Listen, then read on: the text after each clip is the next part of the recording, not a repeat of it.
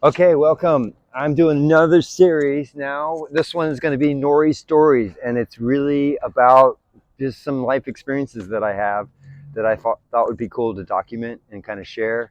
But first off, I just want to show you what's passing by right now. Check this out. We're in New Orleans. It's the day after Circle of Balance, and I had the pretty awesome experience witnessing all that craziness, all that amazing riding. But I also had a really kind of fun experience, embarrassing, and a bit scary. Uh, so I'll kind of set the stage.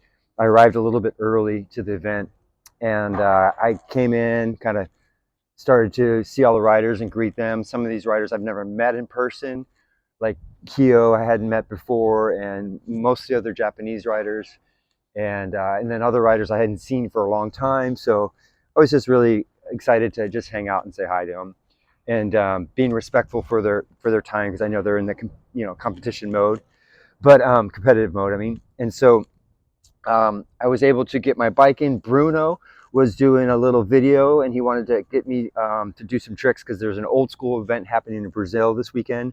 So I did a little video for him. There's a couple quick tricks, and then I brought my bike in, and I'm back by the VIP, and Dub and Sensei is they're doing a little like just a game basically where they're trying to do as many tricks as possible without ever duplicating their trick, right? So I'm kind of watching, and I'm like really eager. I'd love to be able to ride. I'd love to be able to ride in front of the Japanese riders and all the other riders that I never really get to ride in front of. And so I'm just like kind of watching, and then I slowly creep up and like get my bike next to them, and it's like watching. And I said, "Is this only for competitors?" And they're like, "No, no, come on, we're just having fun. This is the rules. Okay, we're doing this, this, and this." And I'm like, "Okay." So I start doing some routines, like real simple sliders and quick spins and all my old school stuff, and it's going pretty well, and we're having a lot of fun.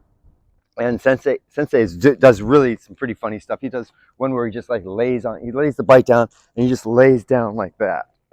Oh, my back is really sore. That's kind of why I want to tell the story, because I tweaked my back. So anyhow, it's just a really lighthearted jam session, and it's just the three of us.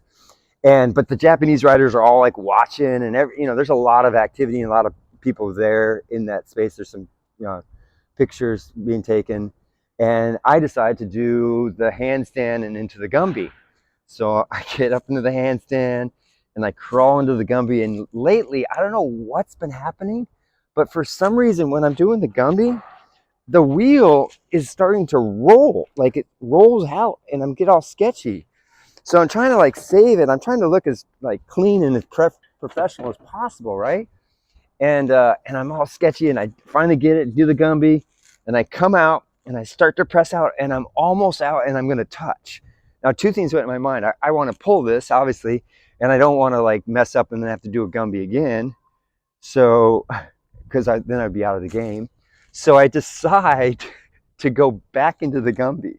So I'm like crawling out, and then I decide to go back, like I'm going to go back and crawl under. And I've never done this before, first time ever. And what happened was when I went back, I had too much momentum, and I literally just rolled. Like I did a Vander roll. I did a Gumby into like a Vander roll and landed on top of my bike and totally tweaked my back. Now, obviously, I mean, it was a little scary.